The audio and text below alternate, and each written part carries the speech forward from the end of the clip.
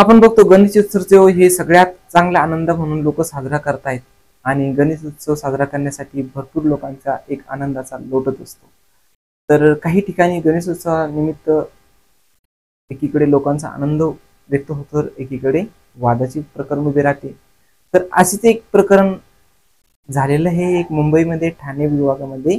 तर प्रकरण काय आहे आपण आता बघू। हे प्रकरण एका भाजप कार्यकर्त्याशी संलग्नित आहे।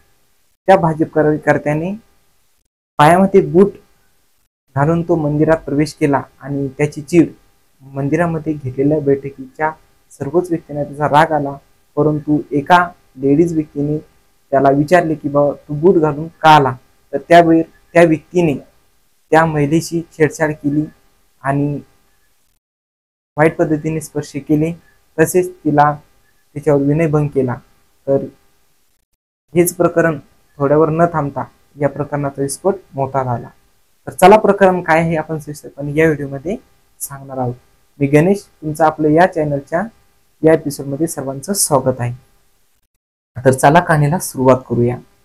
ही घटना मुंबईमध्ये ठाणेमध्ये घडली। माजी नगरसेवक आणि शिवसेनेचे नेते विकास रेपाळे यांनी एक सभा बोलवली होती। गणेश उत्सव भरवण्यासाठी एक सभा बोलवली होती। तर या सभेसाठी गावातील भरपूर लोक, जेमतेम लोक सभेसाठी आले होते। त्या सभेमध्ये लोक आल्याच्या नंतर सर्वांनी बैठकीची तयारी केली आणि बैठकीमध्ये सर्व लोक आणि बाया माणसं सर्व बैठकीमध्ये आले। त्यातील एक भाजप कार्यकर्ता विजय त्रिपाठी म्हणून आणि त्याचे सहकारी तेथेच होते। विजय त्रिपाठी हे बैठकीमध्ये आले। बैठकीमध्ये आल्याच्या नंतर त्यांनी केवळ पायामध्ये बूट घालून त्यांनी प्रवेश केला। सर्वांचं म्हणणं होतं की सर्वांनी मंदिराच्या बाहेर बूट चपला काढावेत, परंतु यांनी सर्व घेऊन ते मंदिरामध्ये बैठकीमध्ये आले। त्यावर लोकांनी त्यांना विचारलं की बाबा तुम्ही बूट बाहेर ठेवा, परंतु त्यांनी दुर्लक्ष केलं। पण एका लेडीजने त्याला विचारलं की तुम्ही जे बूट आणले तर ते बाहेर काढा।